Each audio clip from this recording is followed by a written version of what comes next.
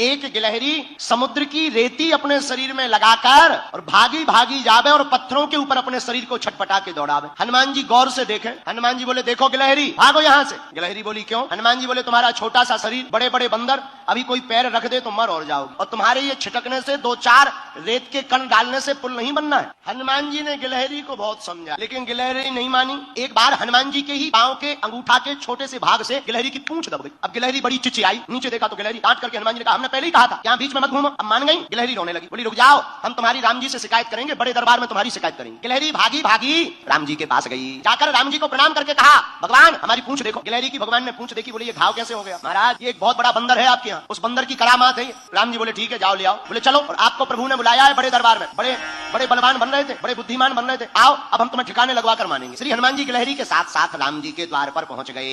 राम जी को प्रणाम किया, पर हनुमान जी ने गिलहरी से पूछा एक बात बताओ, तुम्हारे रेत के कण डालने से समुद्र का पुल बनना नहीं है, फिर भी तुम इतनी परेशान क्यों हो रही? राम जी बोले बात तो सही है, बताओ गिलहरी। गिलहरी हाथ दोनों जोड़कर बोली राम जी हमें पता है कि हमारे कारण से पुल नहीं बनना है, लेकिन इन बांदरों ने, बंदरों ने, आपकी इस सेना ने बड़े बड़े पत्थर ला करके पुल बना दिया। राम जी बड़े बड़े पत्थर लगे हैं, आपके चरण बड़े कोमल हैं, पत्थर है उबड़ खाबड़, रखोगे कहीं चोट लग जाए, आपके चरणों से खून बहने लगे, तो ये बनते तो बड़े बुद्धिमान है तुम्हारे हनुमान जी, पर इन्हें ज्ञान एक रत्ती का नहीं। हम छोटे जरूर हैं पर हमें ज्ञान ठीक ठाक। राम जी बोले क्या ज्ञान है? बोले ये तुम्हारे बड़े बड़े बंदर बड़ी बड़ी शिलाएं लगा रहे हैं, पर आपके चरण बड़े कोमल हैं, आप चलोगे तो कहीं पत्थर लग जाएगा, तो हम रेती जाकर के रेती उन पत्थरों की दरार में भरते हैं ताकि आपके चरणों में कोई चोट ना लग जाए। हनुमान जी को सुनकर आंखों से आंसू आ गए। अरे धन्य हो गिलहरी, आप धन्य हो, आपका भाव धन्य है। राम जी ने गिलहरी को अपनी हाथ में लिया, पूंछ के ऊपर हाथ रखा तो जो उसका दुख था, करुणावान करुणा निधान श्री रघुनाथ जी के हाथ रखते ही उस पूंछ का घाव ठीक हो गया और गिलहरी प्रसन्न हो गई। राम जी अपनी 3 अंगुलियां गिलहरी के ऊपर फिराए। जब राम जी ने अपनी 3 अंगुलियां गिलहरी के ऊपर फिराई, वही 3 अंगुल के निशान आज भी गिलहरी के ऊपर